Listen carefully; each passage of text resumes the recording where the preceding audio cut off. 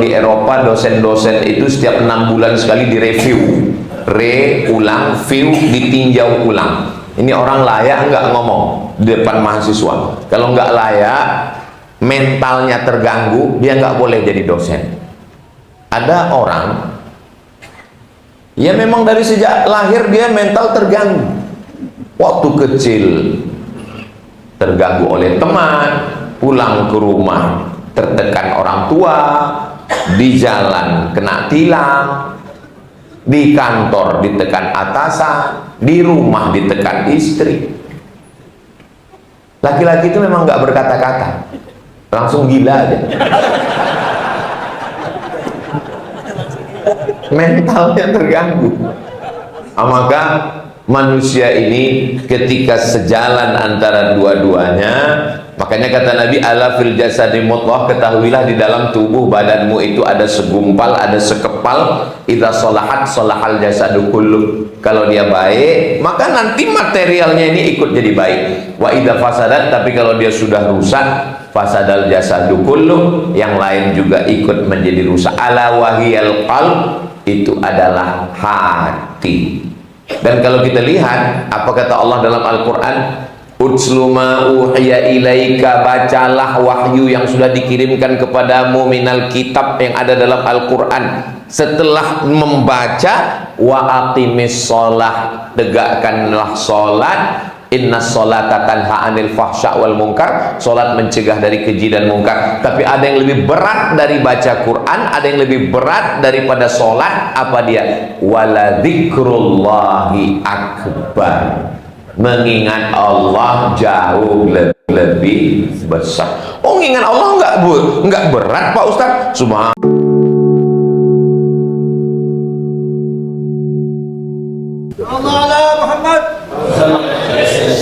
Bismillahirrahmanirrahim. Assalamualaikum warahmatullahi wabarakatuh.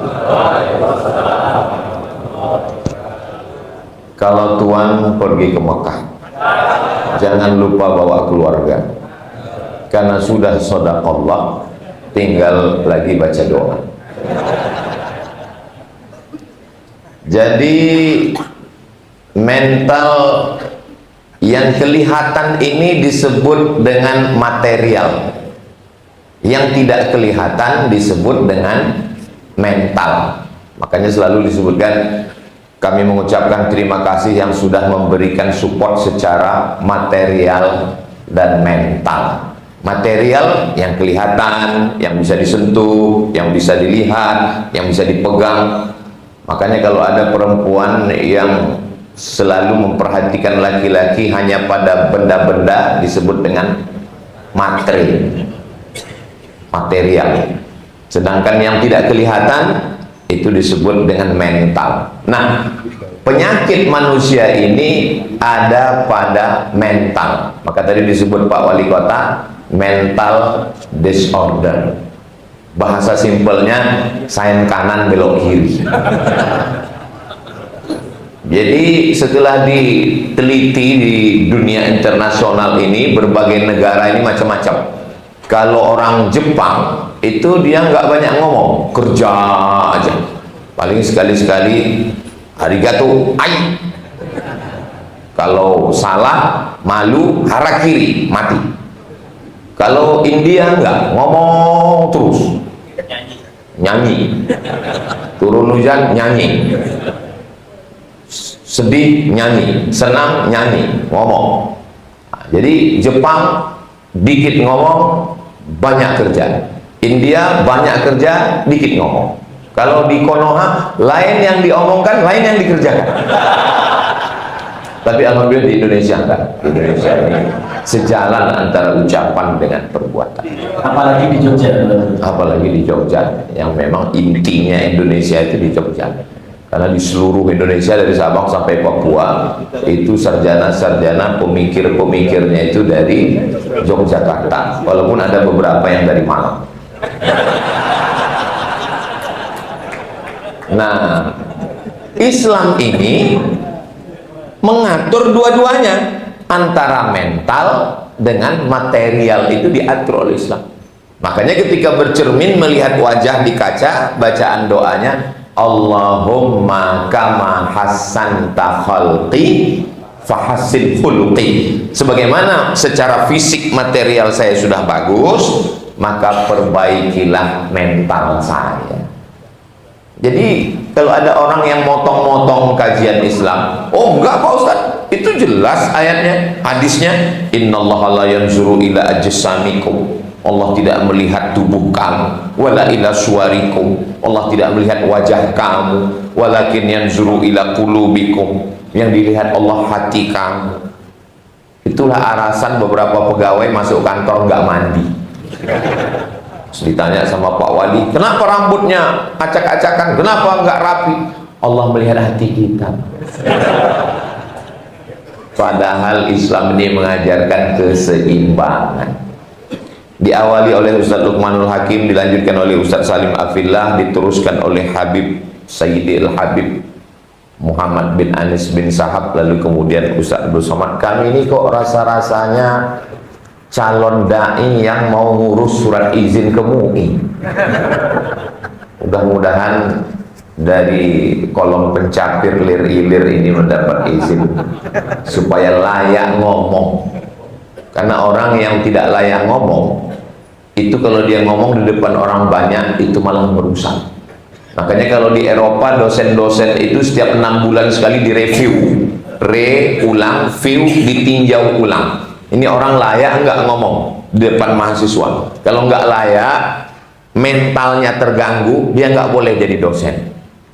Ada orang ya memang dari sejak lahir dia mental terganggu. Waktu kecil terganggu oleh teman, pulang ke rumah tertekan orang tua, di jalan kena tilang, di kantor ditekan atasan, di rumah ditekan istri. Laki-laki itu memang nggak berkata-kata, langsung gila aja. Mentalnya terganggu. Maka manusia ini ketika sejalan antara dua-duanya, makanya kata Nabi, ala fil jasadi mudghah, ketahuilah di dalam tubuh badanmu itu ada segumpal, ada sekepal, idza sholahat sholahal jasadu kullu. Kalau dia baik, maka nanti materialnya ini ikut jadi baik. Wa idza fasadat, tapi kalau dia sudah rusak, fasadal jasadu kullu, yang lain juga ikut menjadi rusak. Ala wahiyal qalb, itu adalah hati. Dan kalau kita lihat apa kata Allah dalam Al-Quran, utslu ma uhiya ilaika, bacalah wahyu yang sudah dikirimkan kepadamu minal kitab, yang ada dalam Al-Quran. Setelah membaca, wa aqimis sholah, tegakkanlah sholat. Inna sholata tanha anil fahsya wal munkar, sholat mencegah dari keji dan mungkar. Tapi ada yang lebih berat dari baca Quran, ada yang lebih berat daripada sholat. Apa dia? Wala dzikrullahi akbar, mengingat Allah jauh lebih besar. Oh, mengingat Allah enggak berat Pak Ustaz? Subhanallah. Yang namanya istikharah itu pilihan antara dua yang halal, tapi mana yang lebih banyak maslahat kebaikannya untuk agama. Adapun yang haram itu enggak ada.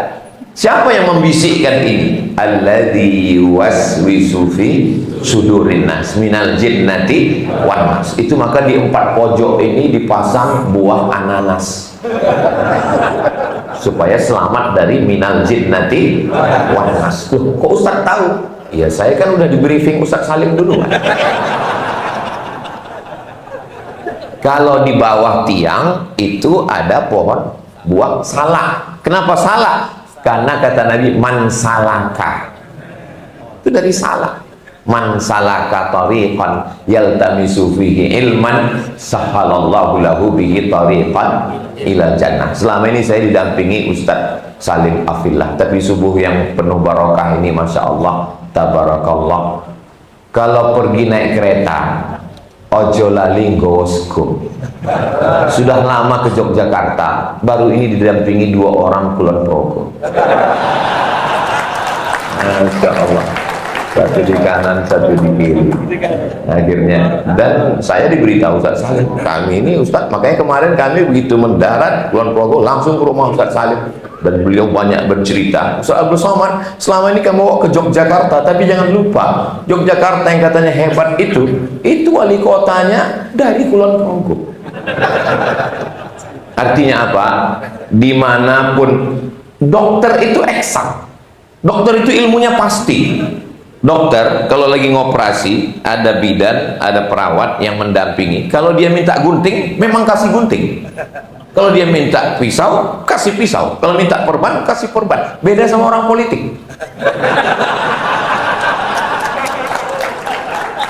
Orang politik itu bahasanya, makanya beruntunglah orang Yogyakarta yang wali kotanya dokter. Karena dia pasti jujur.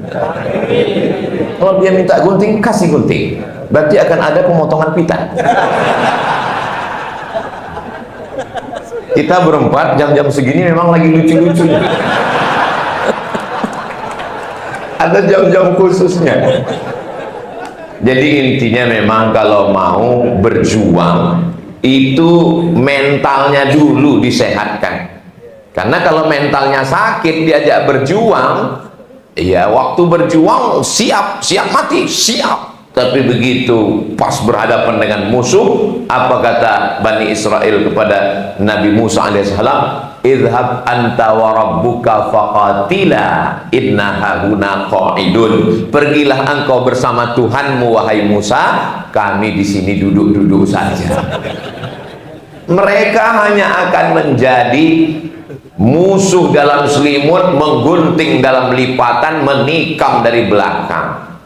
Tidak akan ikut berjuang bersama. Perjuangan ini perlu sinkron antara dua. Apa dia? Bahwa di sana ada keinginan, ingin menang, ingin hebat, selamat dari kemiskinan, selamat dari narkoba, selamat dari miras. Mari kita berjuang. Ada keinginan.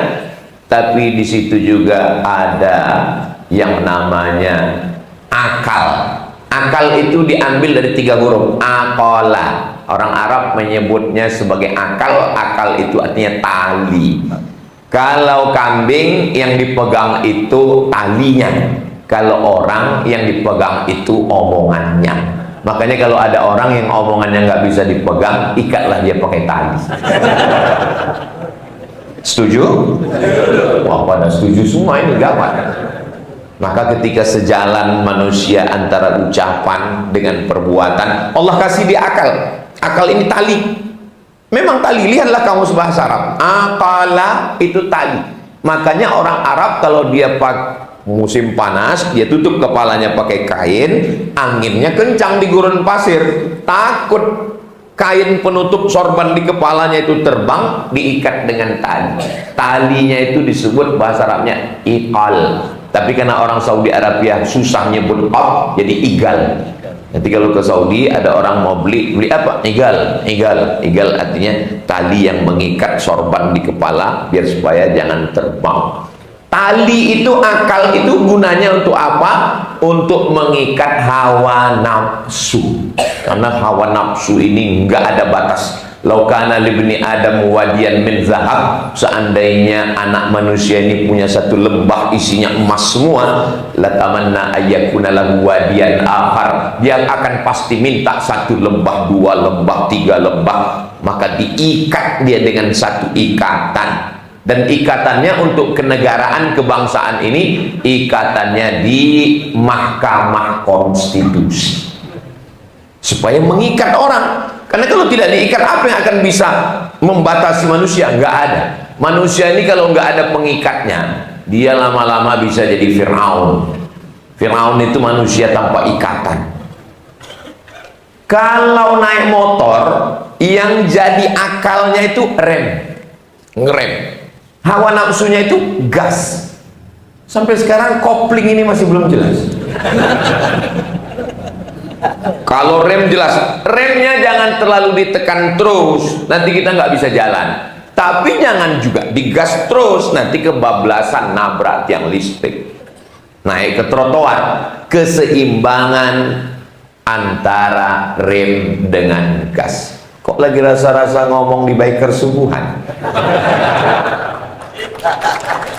Nah, Kopling gunanya adalah untuk menahan tenaga dari gas saat pemindahan transmisi dari gigi 1 ke gigi 2. Saya tiba-tiba ingat gigi 1, gigi 2 karena kemarin ada yang ngasih tahu pas lagi ngobrol-ngobrol, Ustadz Somad, poligami itu seperti naik Vespa, yang berat itu dari gigi 1 ke gigi 2. Saya berani ngomong di sini karena kelihatannya nggak ada jamaah perempuan. Ada. Kalau gitu kita pindah ke tema yang lain.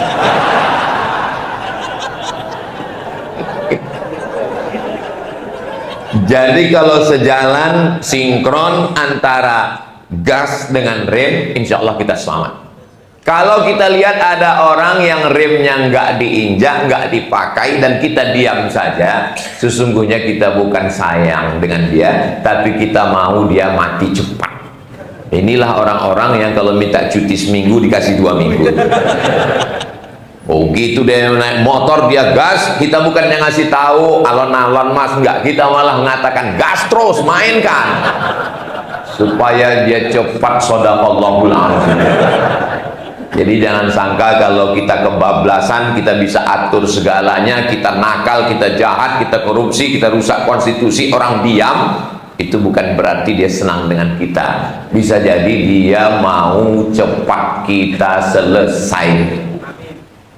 Ya,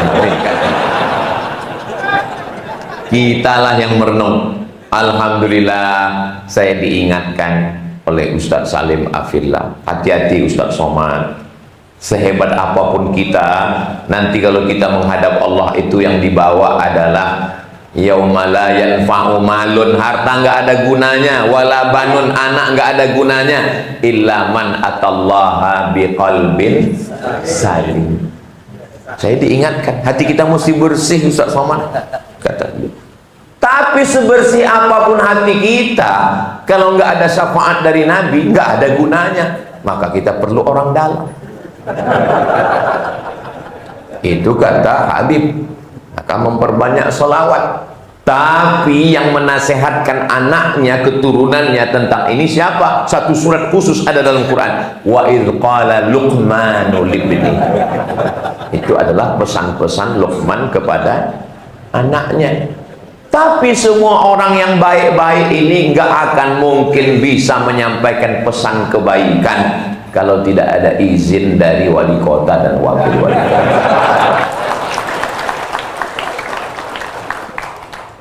Kalau tuan naik kereta menuju Jakarta, sudah lama ke Yogyakarta, baru ini satu majelis dengan wali kota.